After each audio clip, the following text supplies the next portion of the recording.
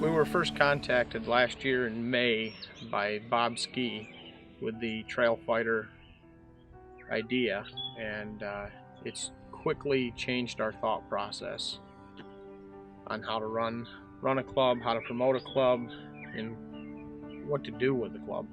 We were pretty much at a loss at that point, just about ready to pack it in. I'm Nick Ringelberg, and I'm the president of Nitro Inc. Southwest Chapter, the operating club for Tilden Hill Trails, one of the two original people to start the club. Our trail system is about 25 miles. We have challenging trails from hill climbs to rocky trails that test your technical riding. I manage all the operations within the club as far as getting people out there to work on the trails to setting up for events.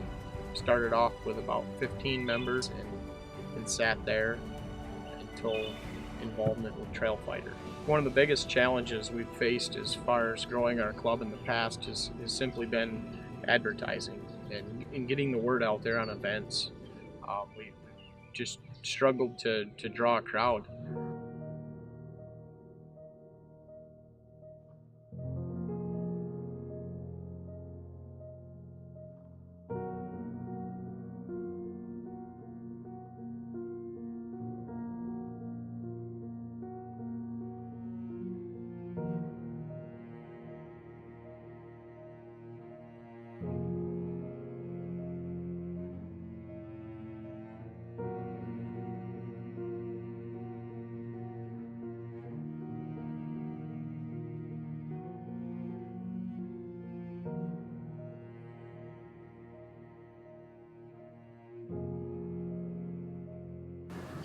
Another challenge that we've faced as far as growing our club has simply been our budget.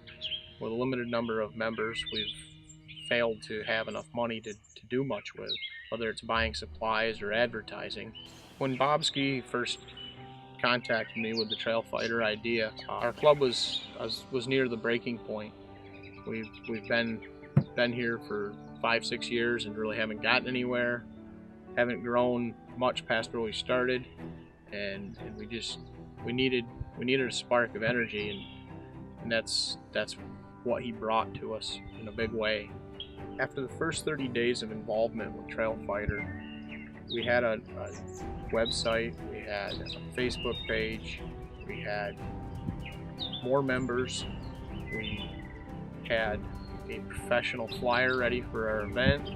We were promoting that. That was just weeks away. We had people already buying tickets for the event ahead of time.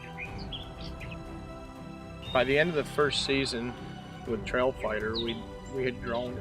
Our working capital was more in the $3,000 range versus the $1,000 range from the previous year. We were building new trails. We went after grant money and built a trailhead building.